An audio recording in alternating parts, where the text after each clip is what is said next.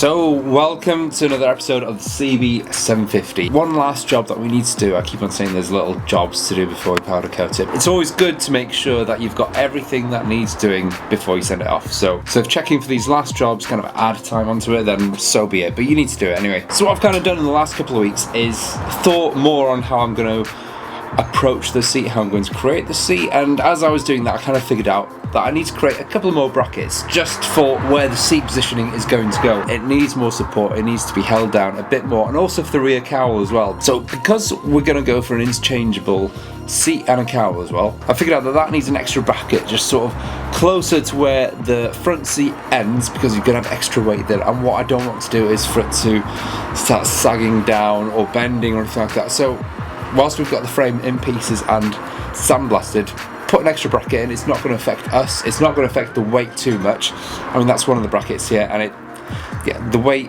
is minuscule, it's not going to worry us at all. Put that on, put another bracket, which I haven't cut yet, on the seat itself, and the front seat, just at the back of that, and then we can actually lay out some templates for the seat, cut the seat base, bend it to shape, and actually weld some bolts onto it, and then that's kind of the seat base done for the front and the back. And whilst the frame is away, then I can go back to the engine, concentrate that, put it back together, and then all come together relatively quick after that. So let's do it.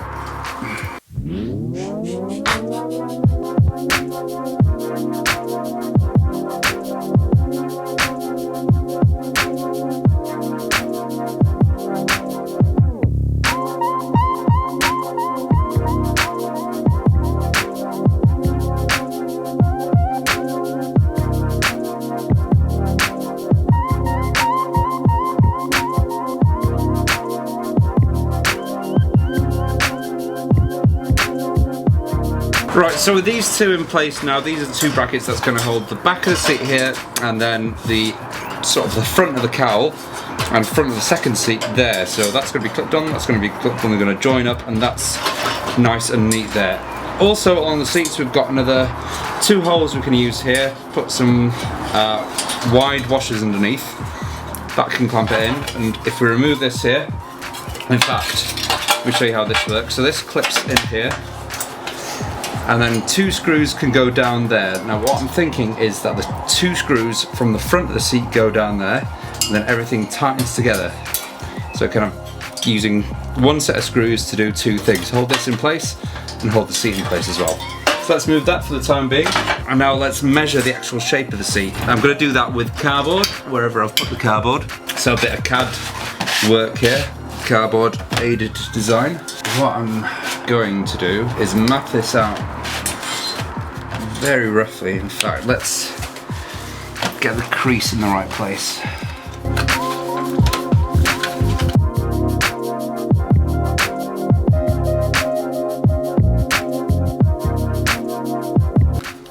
Now let's draw. Right here, right and draw.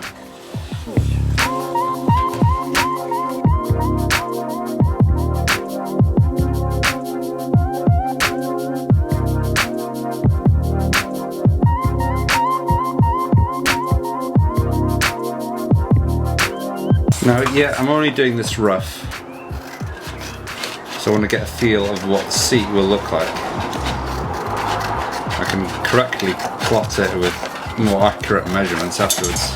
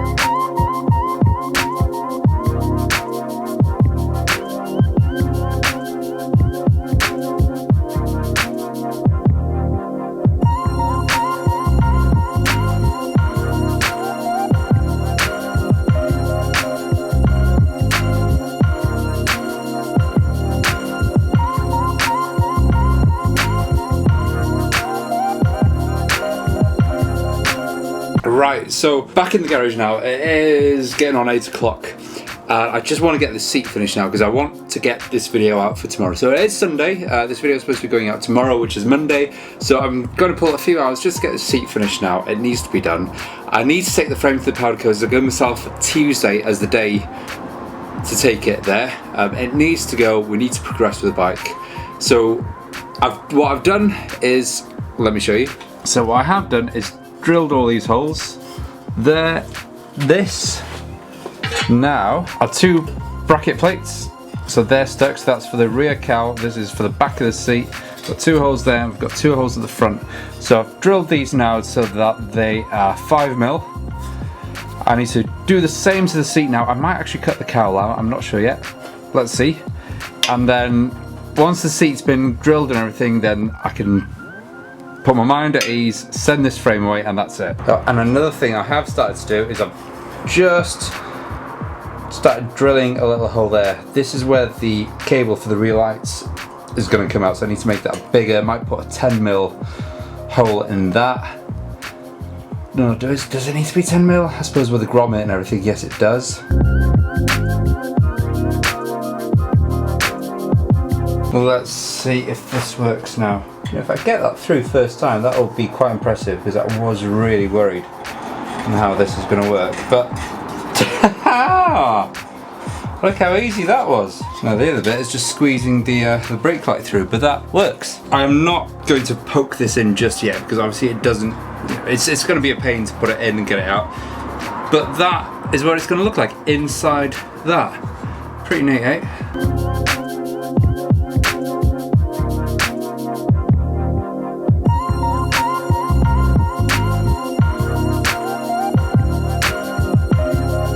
Now with my box of bolts, that should just slip straight in there. And what I might actually do is just weld these. Yeah, let's do that. Let's weld it on.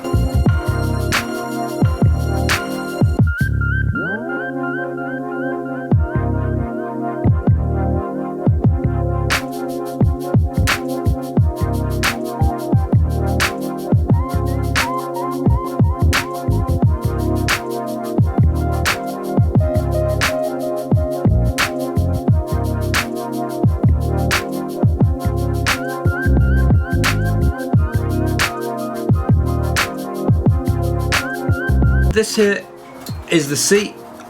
Obviously I just need to tidy up the sides here, make it a little bit smoother, but this is the bare basics of it put together. We have 6 screws, or 6 bolts I should say, welded into here. So out here are the actual brackets themselves. I can put the foam over this, glue the seat and everything over that. So these are now the stuck brackets in it. And they do correspond to these holes up here. So what I've got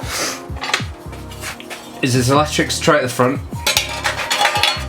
which slots on here, grabs underneath, so the top slides on top of there, the bottom then pushes up, and what happens